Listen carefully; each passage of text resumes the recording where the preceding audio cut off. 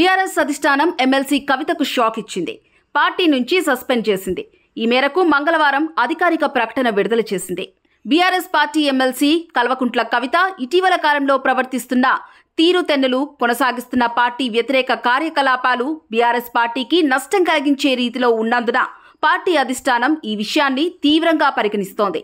ఈ నేపథ్యంలో కవితను తక్షణం పార్టీ నుంచి సస్పెండ్ చేస్తూ పార్టీ అధ్యక్షులు కె చంద్రశేఖరరావు నిర్ణయం తీసుకున్నారు అని ప్రకటనలో పేర్కొన్నారు. ఇదిలా ఉంటే కాళేశ్వరం కేసులో రాష్ట్ర ప్రభుత్వం సిబిఐ ఎంక్వైరీ వేయడంపై సోమవారం కవిత మీడియాతో మాట్లాడారు. కేసీఆర్ కు మరక అంటించడంలో హరీష్ రావు, సంతోష్ అవినీతే ప్రధాన కారణమని ఆరోపించారు. హరీష్ రావు, సంతోష్ రావుల అవినీతి వల్లే నా తండ్రి కేసీఆర్ చిక్కుకున్నారని అన్నారు. వీరిద్దరి వెనుక ఉండి కుట్రలు చేస్తుంది ముఖ్యమంత్రి రేవంత్ రెడ్డి అని ఆరోపించారు. కేసీఆర్ పై ఆభండాలు వేయడం, కాళేశ్వరం బూచి చూపి సిబిఐ విచారణకు ప్రయత్నించడం చూసి ఆవేదన కలుగుతోందన్నారు. అంతేకాదు గతంలో మాజీ మంత్రి జగదీష్ రెడ్డి పైన కవిత ఘాటు వ్యాఖ్యలు చేశారు. దీంతో మంగళవారం ఆమెపై వేటు వేశారు.